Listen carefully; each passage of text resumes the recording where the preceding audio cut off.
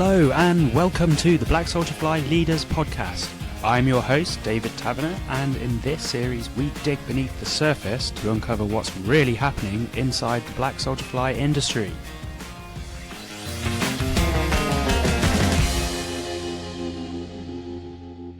This is episode 4, and with me today I have from Niagara Falls in Canada, Luis Ortiz. Luis, can you tell me a bit about yourself, your story, and how you got into Black Soldier Flies?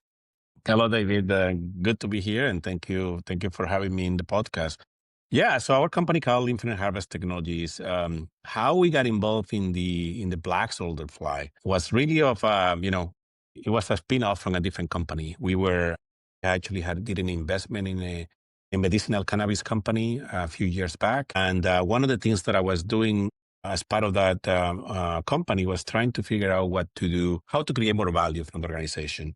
And one of the main challenges that we had in the production of cannabis was the waste, right? How we dispose of all this waste that in some countries is regulated. In Canada, is very regulated. You cannot just dispose it as it is. You had to do something with it. And we were basically trying to do the same, trying to figure out what to do. And there are many solutions to process cannabis waste. And I came across a study, I remember that, in some university somewhere, that they was talking about feeding insects in general, black soldier fly. They were feeding them hemp and using some of this material, spire hemp. And they were using some of this material to feed animals later. And I found that fascinating. I saw the similarities between the cannabis industry and the black soldier fly industry right away. In terms of how you need to create the control environments, all of these things to create this product and eventually extract an ingredient. In the cannabis was the CBD, DSC, and some of the other ingredients. In the black soldier fly is to extract, the protein components. So that's how the whole thing started for us, David. It was over 5 years ago now since we started doing that, and it's been a very interesting story and journey for us. But that's how we started the company. So it was around COVID time when probably people were smoking a lot of cannabis, and you decided to switch into Correct. Soldier Flies, right? Cool. I agree. That was it. Great story. What does Infinity Harvest Technologies, your company, what exactly does it do? And what's it? Yeah, so I can give you our specialty. We do bioconversion of food waste and organic waste for the food processing and food production and food processing industries.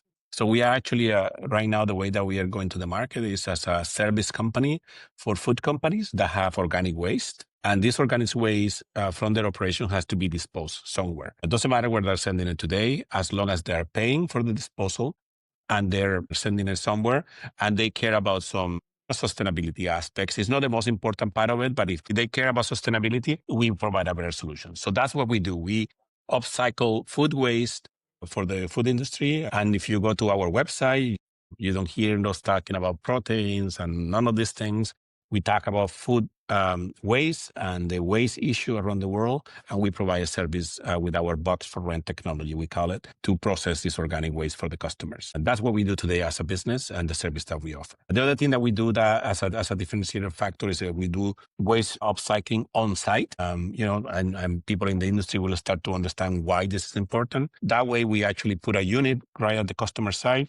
We process the waste with the insects there, and we only transport the valuable products at the end of the process. That avoids all the transportation of waste and all of these unsustainable aspects of the industry that we face today, and that many people are looking to solve with this industry, with this insect. So insects and no protein or no focus on protein, I suppose. That seems quite rare, I think, Luis, but I think perhaps you might be onto something here. So tell me about the local area. Why is there a need to process waste in Ontario, Canada? Yeah, in Canada. So there is Canada and many other countries around the world are trying to be more sustainable, first of all, but also governments and regulators are trying to avoid that the organics as a whole are one of the largest contributors to landfill. And once they get reached to the landfill, emissions that are generated from the food waste and organic waste is huge. There are some statistics about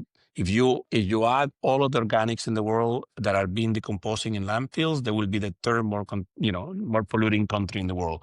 China, US, food waste. So that creates a huge opportunity. So in Ontario, we found that that angle has helped us, develop the idea better.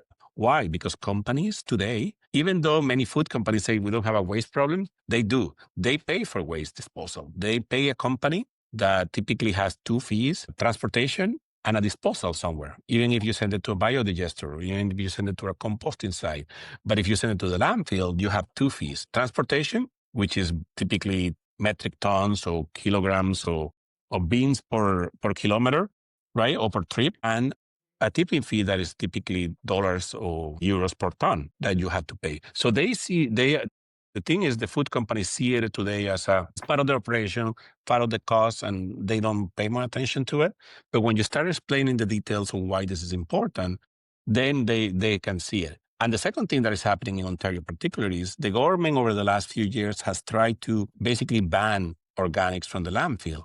Why? Because it's not a good practice to be creating landfills to be disposing waste. So people, how they are trying to do that, they increase the tipping fees, right? The gate fees that they charge for food waste.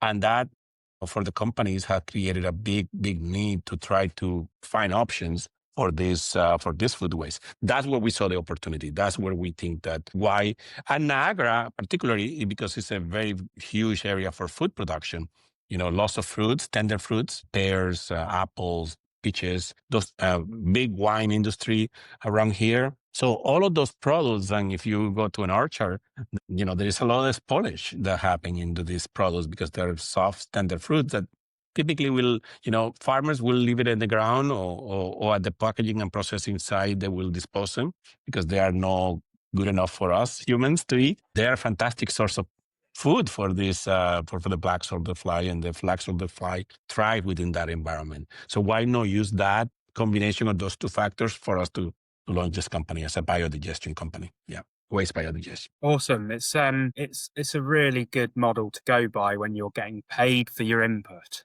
right? Correct. Most people, it's a cost for inputs. Mm-hmm. When I was over there a year and a half ago speaking to you, I remember you had blueberries going through your black soldier flies. I don't know whether you still are or not, but the frass was purple. It was amazing. It was purple. I remember that. That was blueberry powder from a producer, right? A food processor. Yeah. One company, is food grade, and they were actually disposing and paying for the disposal because it was past the due date, right? So they cannot sell it to us humans. And it's a very sad thing that's happening around the world, but they actually had to pay to dispose it. And we took it and we just hydrated, right? With water. And it was a purple frass. The larvae were kind of purplish when the color, when you see the digestive tract were kind of purplish. But at the end of the day, they created a fantastic product for us. And we were able to do a lot of work on that. Yeah. And we started working with the blue trays. We had those blue trays that many people in the industry uses. That's our, at that stage, that's what we were working as a manual process. Now we have moved into larger bins, like a pallet bin kind of size now for our waste upcycling, especially because waste is big volumes. But yeah, I remember that was blueberry powder. We did a lot of testing with blueberry powder and all the things. So that was good. Cool. Also, when I was over there seeing you, I remember you quite succinctly explained how you think insect businesses could be bucketed. You're either an input-focused business or an output-focused business. Yeah. Could you just go into detail for the listeners here as to what you mean? Because I think it's a really, really articulate way of explaining the story. Yeah, no, I agree. David, when, and that was a year and a half ago. And now the story and our knowledge of the industry has, evolved and got better. But, the truth is, and this is my belief, if you think about black soldier fly as a whole, as an industry, or insects as an industry, it's many businesses within this industry. It's waste, right? Even if you receive it or you buy it, or if you charge for waste, it's a waste business. So by itself, it's a huge business. There is large companies in Europe and North America focus only in waste of processing and waste, moving waste from one place to another and turning it into something else, or even just disposing it. By itself, it's a very complex industry with a lot of regulations, a lot of nuances to the industry and how that works. And then you get into, let's talk about the insect side. Now you add insects. In order to add insects to this industry, you need to farm them, right? You need to breed them. You need to have flies and lights and ventilations and all these things to create the adults that will gonna be hatching all these eggs and the baby larvae that you need for your process. If you think about a genetics company that creates, I compare typically to other industries, flowers or, chickens or pigs or whatever. There is only one company doing genetics for that particular industry.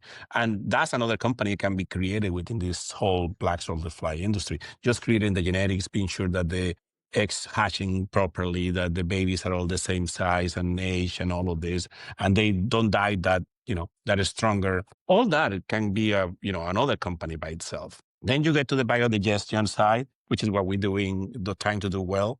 And then there are different substrates, different methods to do it, how big a size, how small the trays, what kind of substrates are good or bad for the black soldier fly, depending what you want to achieve. And I think that's one of the main challenges that the industry is having is everybody's trying to do the superfood for the super bug when you don't need the super bug at the other end.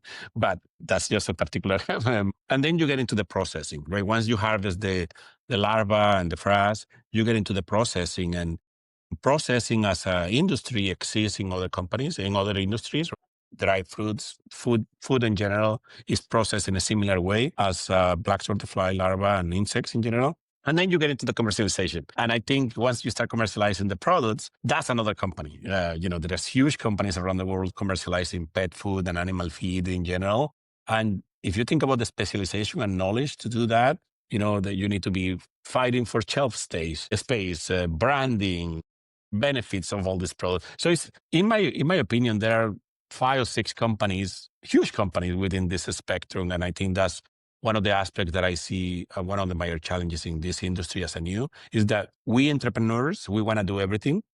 Many startup companies are trying to do everything: breeding, waste management, waste upcycling, products, drying, and going into pet food and trying to sell it there. It's just very challenging, and I think that's one of the reasons that I think few companies have failed. At the same time, creates a lot of opportunities, because if you specialize, I think that's where you can be very good at it, and you can actually create value, right, and be very good at something.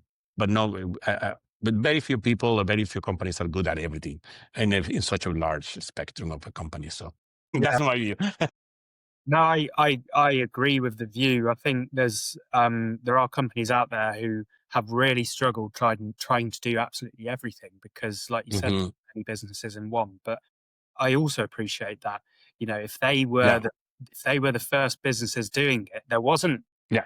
If you're There's rearing black many. soldier fly, there was no people or businesses breeding for eggs, so you had to breed Correct. the eggs, and there was no Yeah, one processing, there was no one marketing it, correct. activating it, selling it. So I appreciate those businesses who have come before us and fallen before us, because we've Yeah, managed to absolutely. learn a lot from them. But Hmm. like you said, we do need, now the industry is bigger, we do need to start moving into that kind of division of supply chain. I completely agree. Absolutely.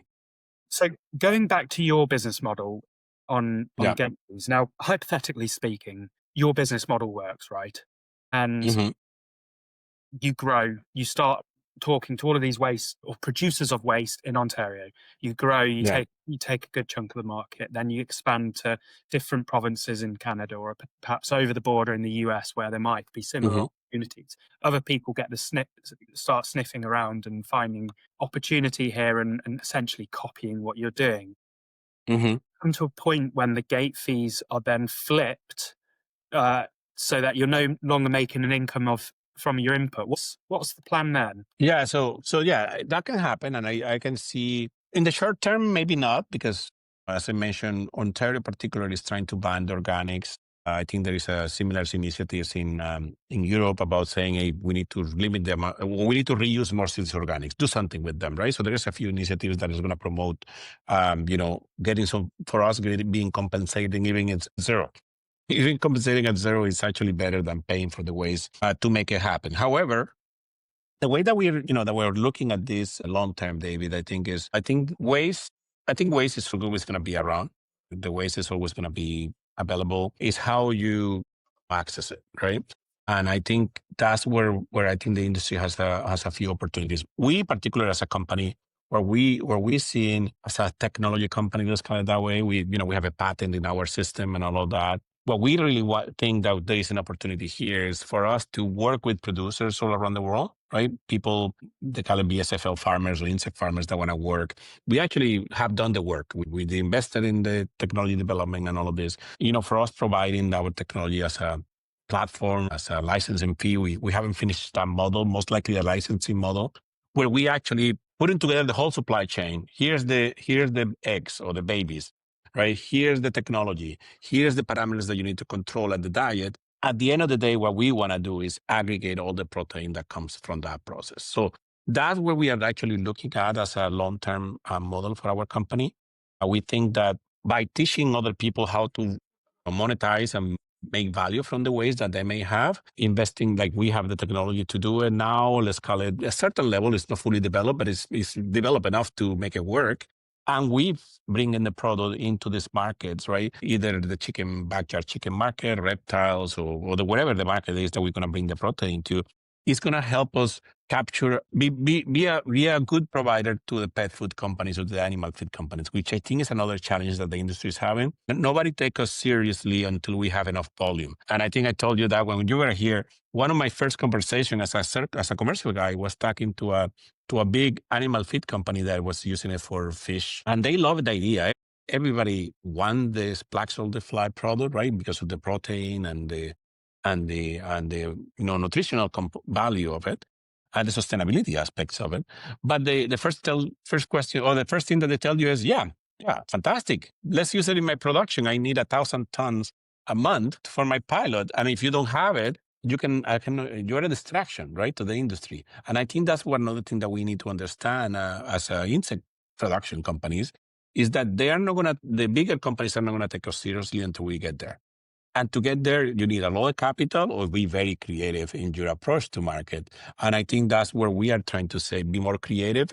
How are we going to aggregate all this production from different sites to have that volume in a regular basis, consistent, visible, and it can provide the quality that the customers want. And I think that's where we want to get eventually. But we're still not there, but that's where we want to get. And eventually in our business model, trying to be creative and learning from other industries to use it in this industry particularly. It's like asking the Wright brothers to invent a flying machine that will take you to Europe rather than the 20 seconds or however long they're in the air for their first. Exactly. And you're right, it is copying what other industries do, right? Like you've mentioned in the poultry industry, there's hatcheries but then there's thousands of grower farms who will grow chickens to a certain age until they are slaughtered, which is then aggregated in one facility, which can kind of create the scale to then resell out into the market. So you're absolutely right.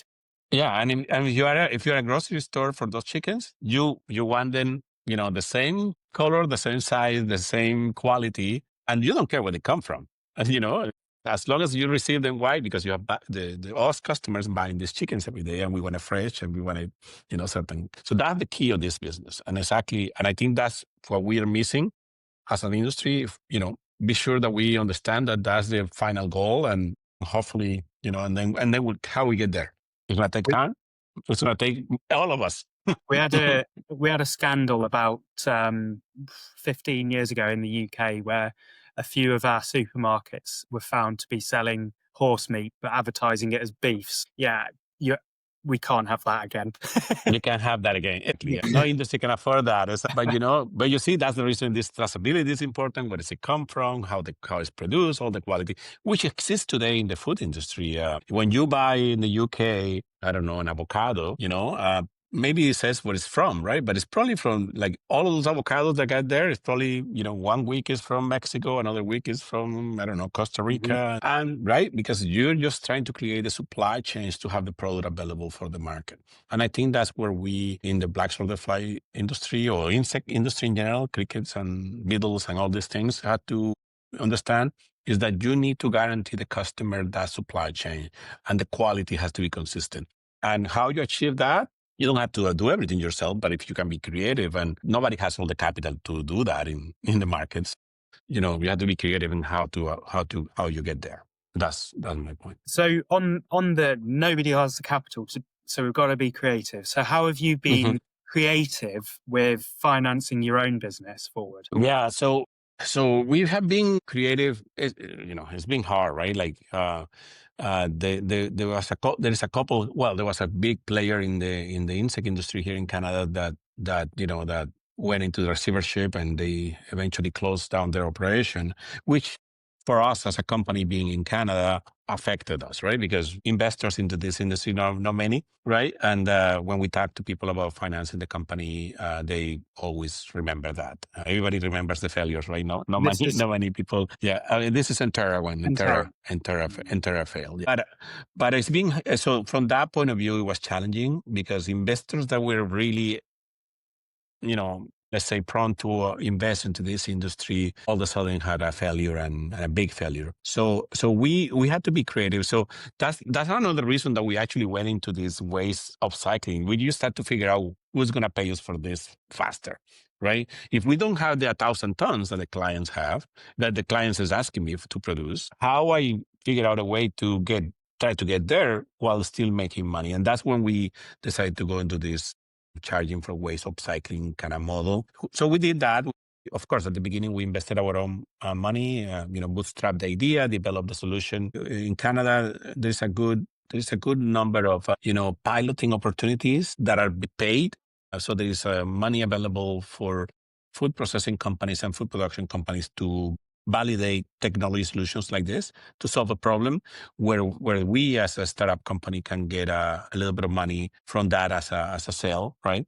And then they can and the food company can actually de-risk the solution and say, hey, I want to test this. So that's how we started doing that. We did an investment round. We raised over $500,000 as a pre-seed round. It was hard. Don't get me wrong. We closed it and we have but it was very, very hard convincing people of this.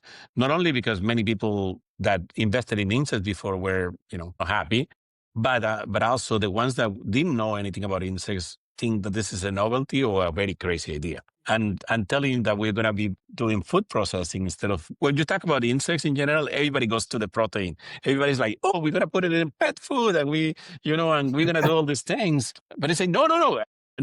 That's not our business yet. We'll get there eventually, but that's not our business. So telling investors that that's not the business and we're going to go into waste upcycling, which is dirty, smelly, and big players and different type of players, and we're trying to do this, it was hard. But we raised some money. So in total, we have over $500,000 Canadian in funding from investors. We also had access quite a few grants from the innovation ecosystem here in Ontario and in Canada. In general, we've been successful in that way. Being creative, right?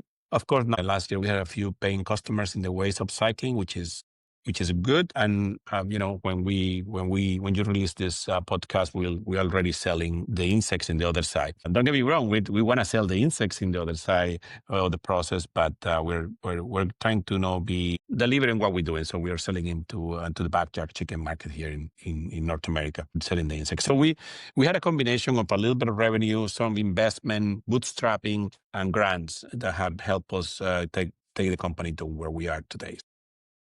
Sounds like you've been very busy, but when you're getting gate fees, there's huge tipping fees for landfill, and when you're getting gate fees in, then actually each one of the units that you do have, in theory, should be able to stand up on its own two legs, right? Exactly. All of the rest of the income is on research, it's on expansion. Yeah, and I think that's the key, right? Like, the thing is, because of the equation of, let's talk about Black Shoulder Fly. The equation of what, 20 to 1, let's say 20 input turns into one, let's say 20 kilos of waste turns into 1 kilo of dry larva, right? More or less.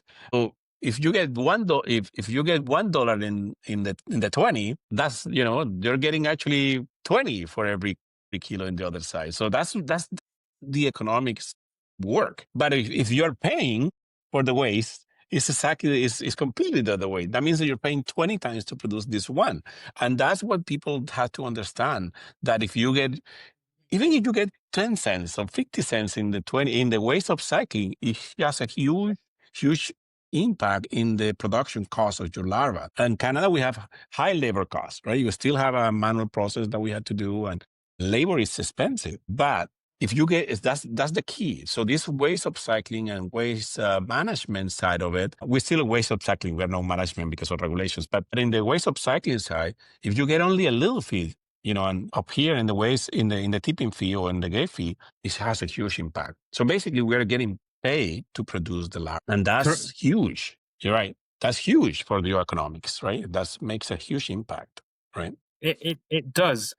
I suppose, and I fully understand what you're saying, that what we've got to prove to the industry, to investors, to regulators, to corporates, or the agriculture world is, can you get that processing cost underneath the payment you're getting for the gate fee? Because then the outputs of when you sell the insects to backyard chickens or farm chickens or whatever, it's all in theory bonus, right? And right.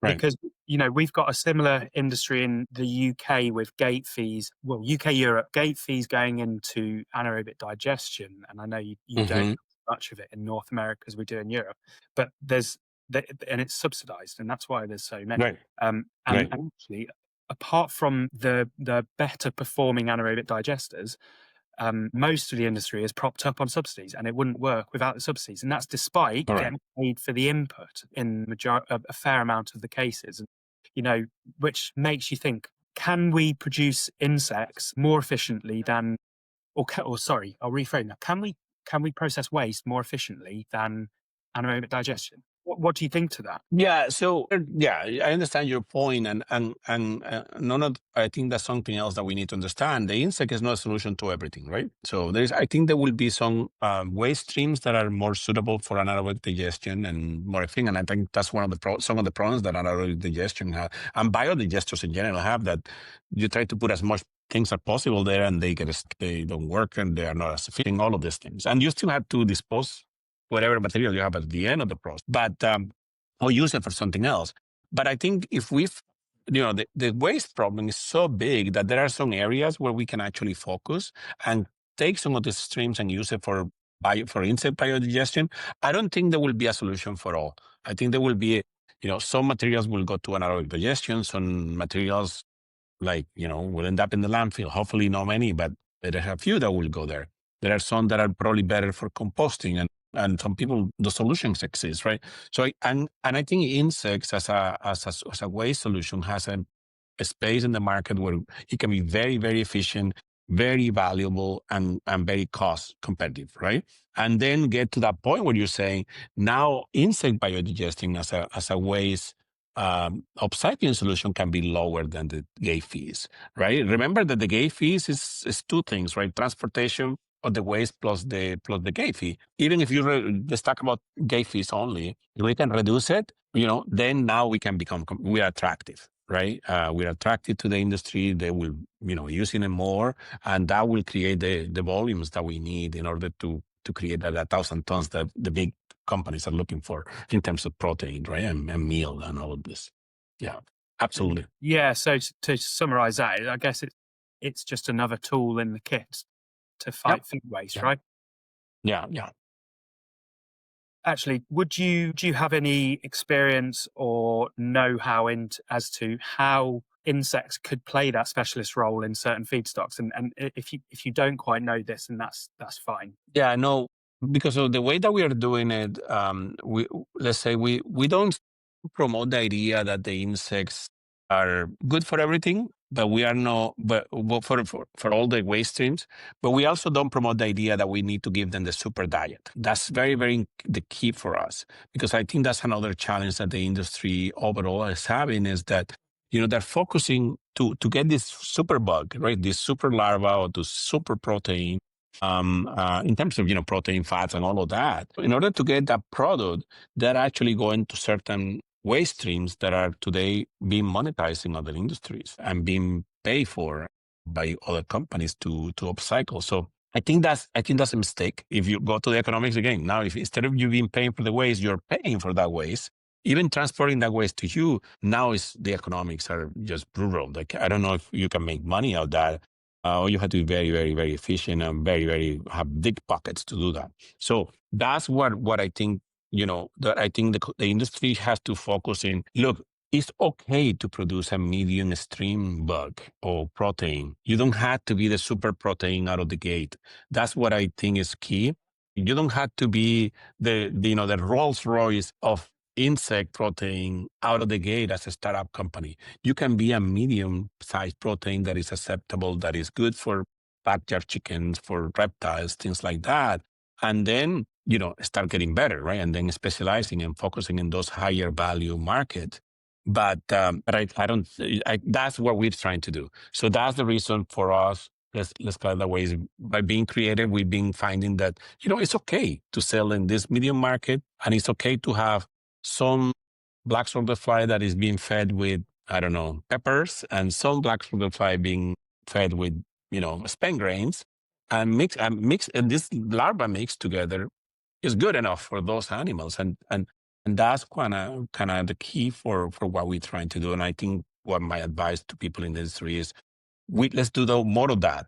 Of course, specialize. If you want to do only the super protein, that's fine. But I think there's no space it's too expensive for us as entrepreneurs to do it out of the gate. Let's get there eventually. And I think that's kind of how I see it. Moving on to a new topic. So regulation is Yeah. a hot topic in Europe.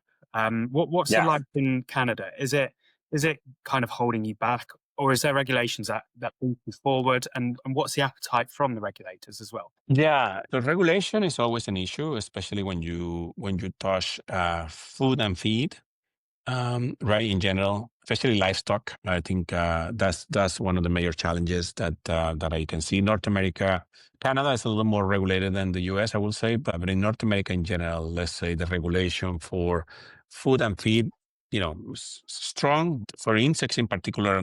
I think going into certain markets. If you go into pets, like pets, cats and dogs and downstream, the regulation is higher. Like, you had to comply with more regulation. If you go into humans, like the cricket people that are trying to go into humans, super high, right? In terms of quality and all of this, and what you can feed the insects to produce this, the protein on the other side. So for us, we have tried to play with the regulation where we can actually meet the regulation standard. So that's the reason we're going into this backyard chicken reptiles initially, because in there, the regulation is a little bit less strong. Right? Meaning that, it's still pre-consumer waste, it still need to be traceable, still no metals and all of that, but we don't need to be at that level yet in order to meet the market demand. Like, we actually, in Canada, we try to get a livestock license, meaning that we can feed them to livestock chickens and things like that. And it's 6 months to get a permit in that. And there's so many steps, right? So we are going through the process and very slowly trying to understand what all the implications are. But why not go into another market that is less? So there's a combination in Canada, I would say, the both super strong regulated market, and the other one that is a little more flexible, where we are trying to play right now, where we are selling our products. Is it helpful? I think it's helpful when you go to food and animal and feed animals that are going to our food chain, chickens that we eat and pigs that we eat, that kind of stuff. I understand that. But when you go into, I don't know, reptile, lizards, and some of the other things, I think we benefit from that. I think in Europe, you guys have a little bit more regulated in that aspect as well. And I think it's creating a little bit of a challenge for the industry, right? So, yeah, I think regulation is good, but I think depending on the market that you go to offer. So right now we're with some of the associated producers that we're looking in other jurisdictions outside North America. As long as they're traceable, we can have the quality control and all of that. We can bring them under our license, and we are responsible in case something happens. But it works for us. But yeah, no. It's not easy. It's not easy, especially for the people going into the defatted meals and oils, and what is the other one? Human food. That's a huge uphill battle that we are not ready to take. I think it's possibly a bigger uphill battle trying to convince someone to eat a maggot, to be honest. Well, it's yeah. I'm originally from a country where eating insects, even though it was a delicacy, it was accepted, and Yes, but true. I trying to convince North Americans and Western Europeans to eat insects as a main protein source is I'm not ready to take that battle, and I don't think I'm the right person to do it. Yeah, So like, it's just too hard. likewise, It's just too likewise. hard. Even Maybe convincing people to eat fish is big enough of the challenge to now convince them to eat insects. we just up and go to Mexico, where it's just you can get straight into the human food market, right? Yeah, It'll be so yeah, easy. correct, Um, correct. so moving on to more the industry, Yeah. how you talked about the supply chain and how you think that's kind of going to play out. Where do you think the technology will develop most, or to a different view on the question, where do you think it needs to focus on? Yeah. Look, I see how startups trying to develop technologies, is an attractive sell to investors and innovation ecosystems and things like that. I see that. I understand the value of it. I think one of the challenges that I see with the industry is that they trying to over engineer things. I think it's a challenge. It's attractive because investors want it, and and everybody wants to see technology develop faster. But I think this industry need to keep it simple, right? We need to keep it what works, use things that work, and keep it simple to make it to get to the next level, right? Everybody talks about AI for this, AI for that. And I see the value of it from certain things. And I see how optimizing processes, optimizing diets, optimizing all of these things is valuable. And technology is valuable, don't get me wrong. But I think the industry overall, in the stage that we are today, in the market that we are today, needs to use technology as a tool to be more cost effective, to understand, when we're doing a certain feedstock, what it works better and what is the expected result. But I don't think it should be the driver of this. Technology is a challenge. It's expensive. It's expensive, right? And I've seen that there is two companies here in Canada they are heavy into the technology. One of them, Entera, failed, right? And another one, I think, is had some issues as well, because the robotics and developing robotics on all of that is expensive.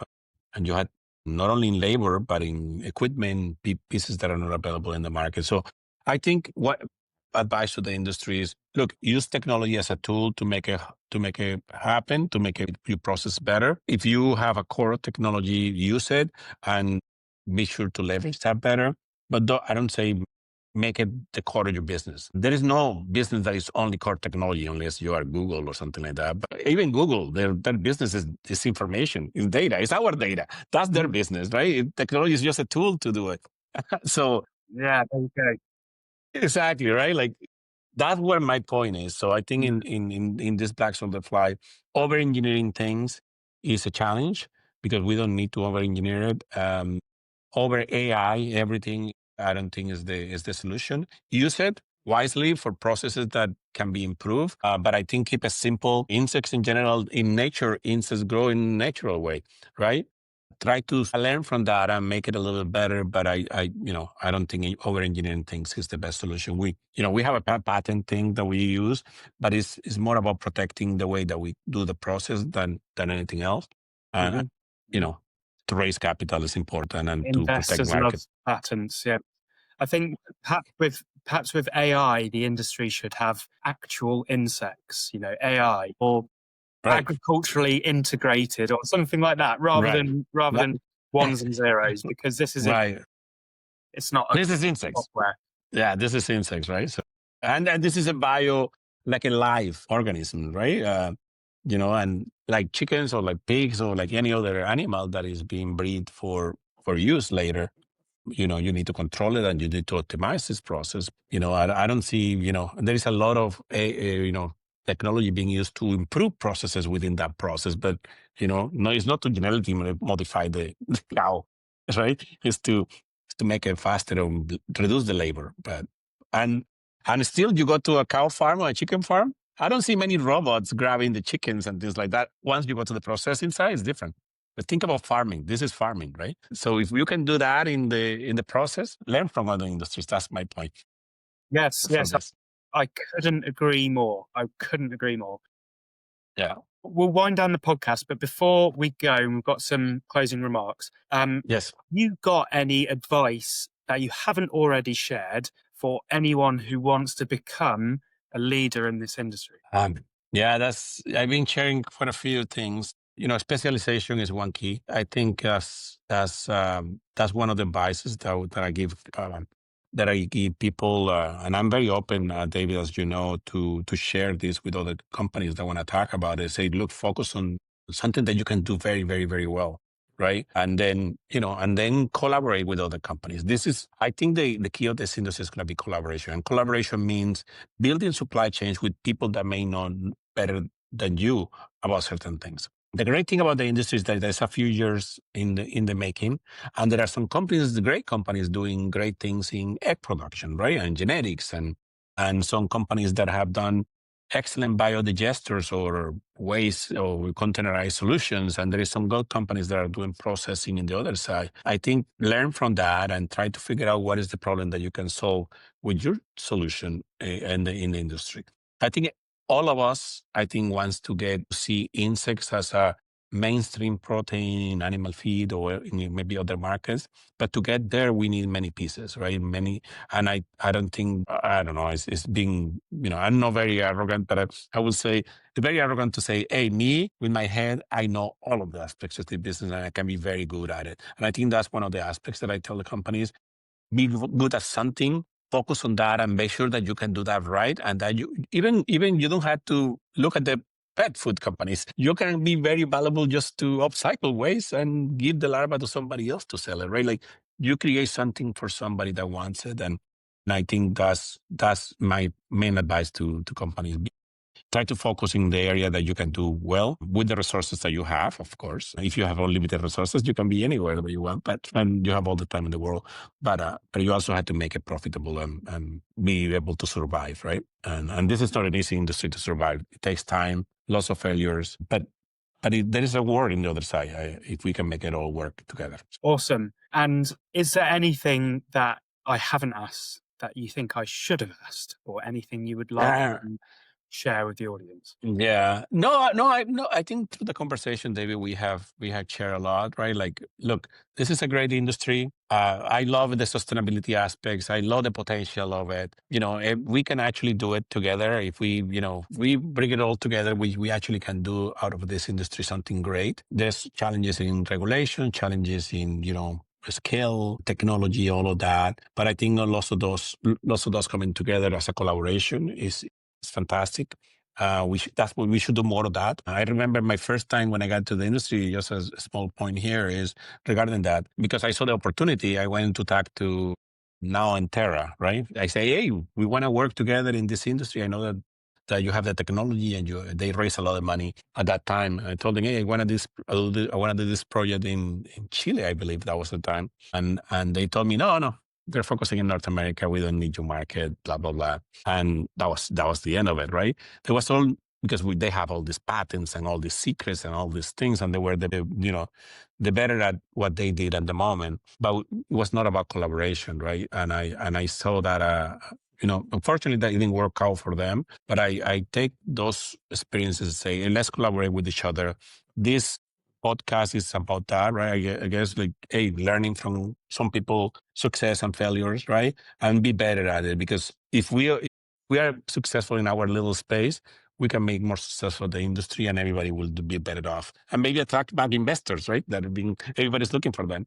And so Yes, to make exactly. it to make it that to make it better, right? Yes, the industry from an outsider looking in is struggling a little bit because Yeah, of Entera collapsing and other businesses collapsing. And yeah, for the reasons that you have already stated, and many others, they are collapsing. But it's my belief that it's not the insects that's the problem. It's the way the business has been done. yeah, The insects should be brilliant at doing this. We just yeah, need to remove a few human barriers, like how business is done, yeah, yeah, regulations, developing the supply chain, like you've said, and sharing knowledge. And all of this kind of stuff is what we need yeah, to drive the industry forward and allow insects to be the great things that they are and process some of our yeah. waste in this world. Yeah, absolutely. I agree with you, Dave. This is a huge opportunity, right? I see it. I think you see it. And the many startups in this world see it, but I think we need to look at it internally and how we approach the industry and make it happen. Through collaboration, share information. No, don't share secrets, but share information and be sure that that you thrive while helping somebody else thrive, right? And I think that's where we're going to get us ahead for sure in the future. Great. Luis, it's been fantastic having you on the podcast. Really good speaking to you again. And thank you very much for coming on and sharing all your insights with my beautiful listeners. Thank you, David. And it's been a pleasure being here. Insects and black soldier fly have a big potential. We are believers of that. And let's make it happen together, man. Have a fantastic day. Thank you.